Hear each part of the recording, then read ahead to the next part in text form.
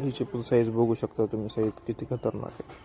हेडमध्ये strong आहे, bone पण छान आहे तिचे. फिमेलच्या नुसार तर खूप छान आहे बोन तिचे, बघू शकता.